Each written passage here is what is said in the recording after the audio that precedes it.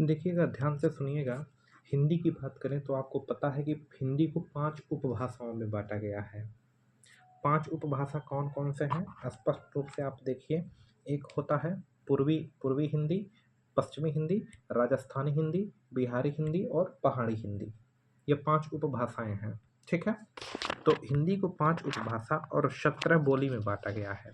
कोई पूछे कितने उपभाषा? तो 5 उपभाषा और 17 बोली में इसको बाँटा गया है।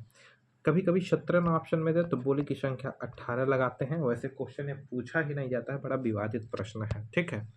तो आइए चर्चाएँ करते हैं कि देखिए, हिंदी को 5 उपभाषा में सबसे पहली बात है कि एक चीज़ आप जान जाइए कि उपभाषा 5 है।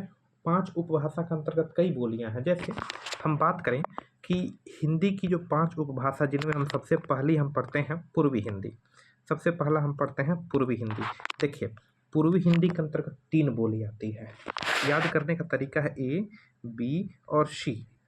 ए से होता है अवधी बोली या अवधी भाषा, दूसरा बघेली और तीसरा छत्तीसगढ़ी। यानी कि पूर्वी हिंदी के अंतर्गत 3 प्रकार की बोलियाँ आती हैं, अवधी, बघेली और छत्तीसगढ़ी। याद कैसे करेंगे? पूर्वी हिंदी आएगा ए बी सी। ए मतलब अवधी, बी मतलब बघेली और सी मतलब छत्तीसगढ़ी। ध्यान रखिएगा, पूर्वी हिंदी में बघेली की बात बोलेंगे क्योंकि छत्तीसगढ़ जब ले रहे हैं तो छत्तीसगढ़ के पास बघेलखंड पड़ता है, तो बघेली लीजिएगा, बुंदेली मत करिएगा। अब दूसरी बातें कि पूर्वी हिंदी के अंतर्गत 3 बोली आती हैं। अच्छा देखिए, पूर्वी लिखेंगे, आसमानी रॉ यहाँ पर बना रहे हैं तो अर्धमागधी में भी आसमानी रॉ रहेगा, अर्धमागधी में भी। यानी कि पूर्वी हिंदी अर्धमागधी अपभ्रंश से जन्मी है। ध्यान से सुनिए, यहाँ आसमानी रॉ तो अर्धमागधी में और भी आसमानी रॉ, यानी कि पूर्वी हिंदी अर्धमागधी अपभ्रंश से जन्मी है। तो आप एक चीज़ क्लियर करिएगा कि अगर पूर्वी हिंदी अर्धमागधी अपभ्रंश से जन्मी है तो पूर्वी हिंदी के अंतर्गत जितनी बोलियां आती हैं, कितनी बोलियां? 3 बोलियां, अवधी, बघेली, छत्तीसगढ़ी। यह भी किससे जन्मेगी? तो क्या बताएंगे? यह भी अर्धमागधी से जन्मेगी। तो पूछ दे, अवधी बोली किससे जन्मी है? तो अर्धमागधी से। बघेली किससे? अर्धमागधी से।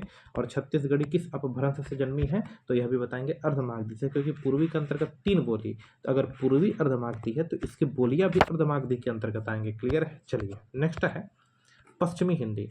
पश्चिमी हिंदी को याद करने का सबसे बढ़िया तरीका है, ऐसे याद कर लेंगे पश्चिमी हिंदी को। कब कब है पश्चिमी हिंदी? पश्चिमी में अक्षर गिन लीजिए कितने हैं, गिनिए अक्षर कितने हैं, 1 2 3 4 और हिंदी लेकर 5। 5 अक्षर पश्चिमी में 5 बोली आती है। कौन कौन से? याद करने का तरीका है क ब है। कब कब है? तो क से खड़ी बोली, ब से ब्रज भाषा। अब ब से बेलहवा बोली मत कर दे। क से खड़ी बोली, ब से ब्रज भाषा, क से कन्नौजी, ब से यहाँ देखिए बुंदेली, वहाँ पर बघेली और यच से हरियाणवी, यच से हरियाणवी। याद रखिएगा बड़ी अच्छी तरीके से, यच से हरियाणवी। ध्यान से सुनिए, हरियाणवी को बांगरू बोली या जाटू भाषा कहते हैं। हरियाणवी को बांगरू बोली या जाटू भाषा कहते हैं। क्लियर है? अच्छा, अब देखिए यहाँ पर समझिएगा जरा, यहाँ पर देखिए कि अगर मैं बात करूं कि पश्चिमी हिंदी किस अपभ्रंश से? सौर सैनी अपभ्रंश से जन्मी है। अगर पश्चिमी हिंदी सौर सैनी अपभ्रंश से जन्मी है तो पश्चिमी हिंदी के अंतर्गत 5 बोलियां आती हैं, खड़ी बोली, ब्रज भाषा, कन्नौजी, बुंदेली और हरियाणवी। यह पांचों के पांचों भी किससे जन्मी माने जाएंगे? सौर सैनी से। अगर पश्चिमी हिंदी सौर सैनी से तो सौर सैनी के अंतर्गत, पश्चिमी हिंदी सौर सैनी से तो पश्चिमी हिंदी के अंतर्गत आने वाली सभी बोलियां भी किससे मानी जाती हैं? सौर सैनी अपभ्रंश से जन्मी हुई। अच्छा, हरियाणवी भाषा को याद रखिएगा, इसे बोलते हैं, मोस्ट इंपॉर्टेंट है, बांगरू भाषा। क्या बोलते हैं? बांगरू। ठीक है, चलिए नेक्स्ट बढ़ते हैं। आ जाइए बिहारी हिंदी के अंतर्गत। तो बिहारी हिंदी के अंतर्गत कितनी भाषाएं आती हैं, कितनी बोलियां आती हैं? तो बिहारी हिंदी के अंतर्गत भी कितनी बोलियां आती हैं? 3 बोलियां। ठीक है, कितनी बोलियां? 3। स्पष्ट याद करेंगे। याद कैसे करेंगे? बिहार में मामा का बड़ा प्रचलन है, तो बै मर्दे मामा, BMM, बै मर्दे मामा, बै मर्दे मामा, ऐसे याद करेंगे।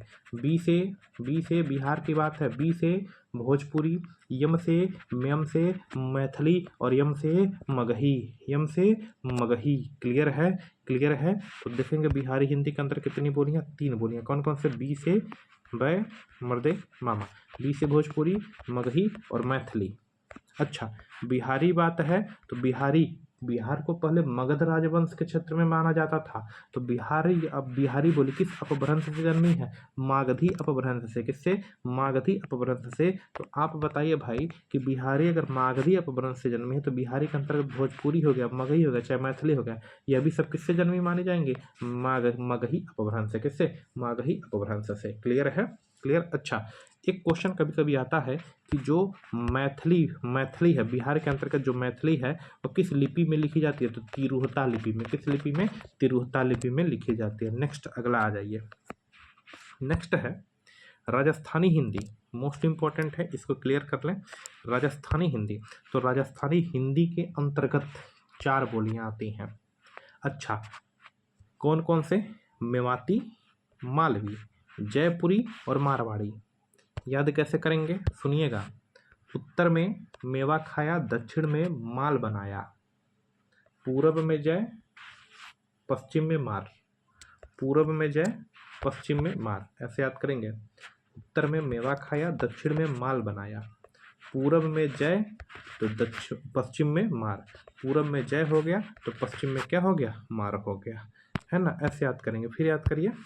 उत्तर में मेवा खाया, दक्षिण में माल बनाया, पूरब में जय तो पश्चिम में मार पड़ा। ठीक है, याद करिए। ऐसे भी पूछा जाता है। राजस्थानी हिंदी के अंतर्गत 4 बोली आती है। मेवाती आती है, मालवी आती है, जयपुरी आती है, मारवाड़ी आती है। लेकिन जानते क्या पूछ देता है? कभी कभी बहुत कठिन क्वेश्चन बनाएगा तो ऐसे पूछ देगा कि राजस्थानी हिंदी में पूर्वी राजस्थानी कौन है? तो पूर्वी राजस्थानी पूरब में जयपुरी। पश्चिमी राजस्थानी कौन है? तो मारवाड़ी। उत्तरी राजस्थानी कौन है? मेवाती। दक्षिणी राजस्थानी कौन है? मालवी। मालवा के पठार दक्षिण के क्षेत्र में, इस प्रकार से मालवी। अच्छा, जो जयपुरी है इसे बोलते हैं पूरब में है तो पूर्वी राजस्थानी बोली, पूर्वी राजस्थानी बोली। इसी का दूसरा नाम है ढूंढाड़ी बोली। क्या नाम है? ढूंढाड़ी। याद रखिएगा, हरियाणवी को बांगरू कहते हैं और इसे ढूंढाड़ी बोली बोलते हैं। अच्छा, इस ढूंढाड़ी की भी एक उपबोली है जिसे हड़ौती बोली कहते हैं। एकदम याद रखिए। राजस्थान के अंतर्गत जो जयपुरी बोली है पूर्व में बोला जाता है पूर्वी राजस्थान में, तो पूर्वी राजस्थान में जो जयपुरी बोला जाता है उसे ढूंढाड़ी बोली भी कहते हैं। और ढूंढाड़ी बोली का एक उपबोली है जिसे हड़ौती बोली भी बोलते हैं। ठीक है हो? ठीक है। अच्छा, राजस्थानी हिंदी सौर सैनिक अपभ्रंश से जन्मी है। तो यह मेवाती, मारवाड़ी, मालवी, चाहे जयपुरी, चाहे ढूंढाड़ी, चाहे हड़ौती, यह सब किससे माना जाएगा? सौर सैनिक अपभ्रंश से। आ जाइए। पहाड़ी हिंदी के अंतर्गत 2 बोलियां आती हैं। पहाड़ी, अब पहाड़ी में 2 क्षेत्र आता ही है, कुमाऊं क्षेत्र और गढ़वाल क्षेत्र। तो कुमाऊनी बोली चाहे गढ़वाली बोली है, दोनों के दोनों पहाड़ी हिंदी के अंतर्गत आती है। 2 ही बोली आती, कुमाऊनी और गढ़वाली। आप हमें बताइए, पहाड़े पर बैठेंगे तो खस देना खसकेंगे, खस से खसकेंगे, बस खस अपभ्रंश से। पहाड़ी हिंदी किस अपभ्रंश से जन्मी है? खस अपभ्रंश से। किससे जन्मी है? खस अपभ्रंश से। तो खस, कुमाऊनी और गढ़वाली, या दोनों भी किससे हो जाएंगे? खस से। ठीक है, चलिए नेक्स्ट। अगला हम एक छोटा सा टॉपिक हम लोग डिस्कस करते हैं जिसमें अपभ्रंश और भाषा का चर्चा है। अपभ्रंश और भाषा का चर्चा है, तेजी से इसको निपटाते हैं। देखिए, कुछ अपभ्रंश हमने लिखा है, इन अपभ्रंशों का जानकारी आपको होना चाहिए। जैसे सौरसैनी, मागधी अपभ्रंश, अर्धमागधी, खस अपभ्रंश, ब्राह्मण अपभ्रंश, केकई अपभ्रंश, टक अपभ्रंश और महाराष्ट्री अपभ्रंश। महाराष्ट्री अपभ्रंश, यह सब चीज़ें मैंने लिखा है आपको। ठीक है जी। तो आइए बात करते हैं, सुनिएगा। सबसे पहली बातें, सौरसैनी अपभ्रंश से पश्चिमी हिंदी जन्मी है और राजस्थानी हिंदी जन्मी है। अच्छा, पश्चिमी हिंदी जन्मी है तो कब कब आएगा, कब कब है, यह सारी की सारी बोली भी सौरसैनी अपभ्रंश से मानी जाएगी।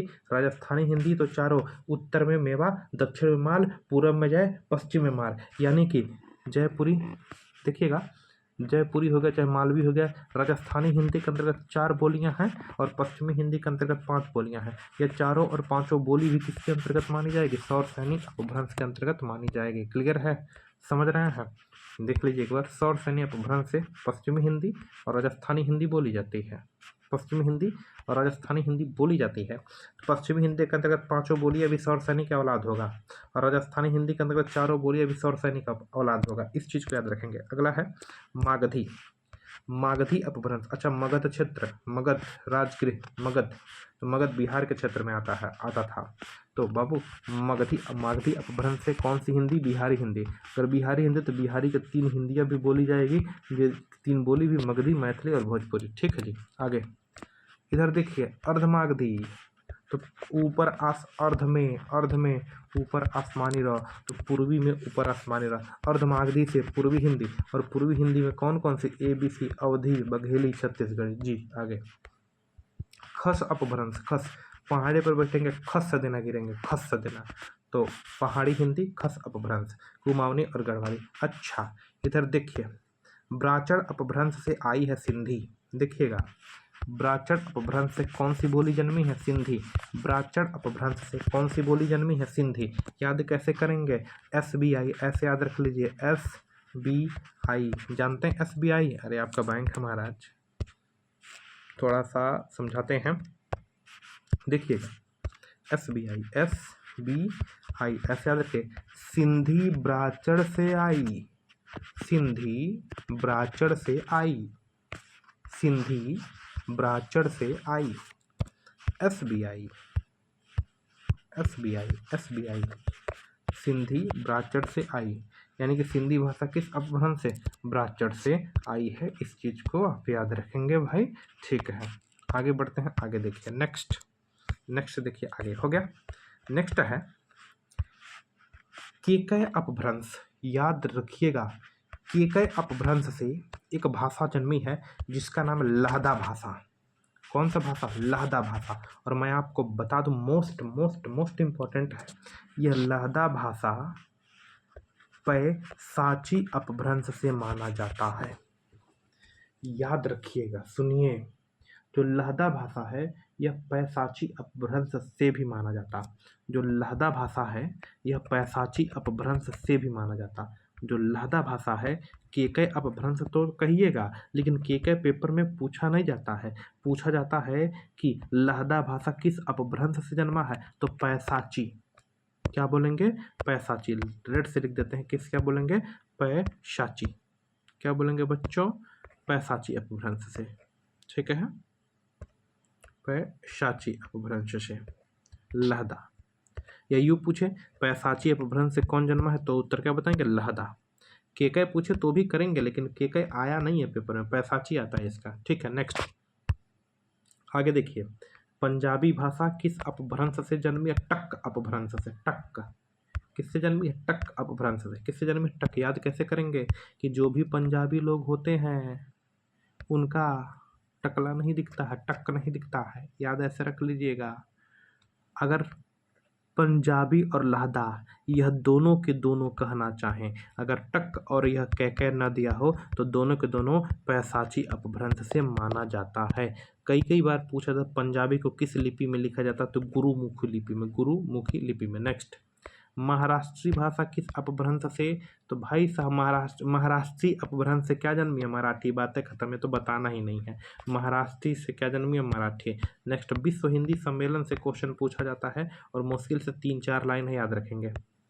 विश्व हिंदी सम्मेलन, पहला जो विश्व हिंदी सम्मेलन और 10 जनवरी 1975 को। देखिए अगर विश्व हिंदी सम्मेलन होता क्यों है? स्वाभाविक बात है, हिंदी को विश्व स्तर पर बढ़ावा देने के लिए विश्व हिंदी सम्मेलन किया जाता है। और विश्व हिंदी सम्मेलन की बात करें, पहला विश्व हिंदी सम्मेलन 10 जनवरी 1975 को हुआ। कब हुआ? 1975 को। कहाँ पर हुआ? नागपुर में। 10 जनवरी 1975 को पहला हिंदी सम्मेलन हुआ। कहाँ पर हुआ? नागपुर में हुआ। इस चीज़ को अच्छी तरीके से याद रखेंगे, बड़ी अच्छी तरीके से याद रखेंगे। पहला हिंदी सम्मेलन 10 जनवरी 1975 को कहाँ पर हुआ? नागपुर में। दूसरा याद रखिएगा, दूसरा मॉरिशस में हुआ 1976 में, पोर्ट लुइस में। मॉरिशस की राजधानी जो क्षेत्र पड़ता है पोर्ट लुइस में दूसरा हिंदी सम्मेलन हुआ। और इसके बाद तीसरा, चौथा, पांचवा डायरेक्ट याद रखिए बरहमा हिंदी सम्मेलन जो 2021 में 21 से प्रस्तावित है, 22 में हुआ। 21 में मतलब प्रस्तावित था, 21 लास्ट तक 22 को लेकर हुआ। वह कहाँ पर हुआ? फिजी देश में। किस देश में हुआ? फिजी देश में। और फिजी में खड़े देशों में फिजी का एक स्थान है सुवा नामक स्थान पर हुआ, सुबा नामक स्थान पर यह 12वां हिंदी सम्मेलन हुआ, यही हुआ। अच्छा, 12वां हिंदी सम्मेलन का थीम क्या था? इसका थीम भाषा थीम क्या था? इसका डायलॉग क्या था? पारंपरिक ज्ञान से प्राकृतिक मेधा तक। मेघा नहीं है, मेधा। पारंपरिक ज्ञान से प्राकृतिक मेधा तक। ठीक है भाई, पढ़ लीजिएगा, क्वेश्चन आ जाएगा यहाँ से निश्चित।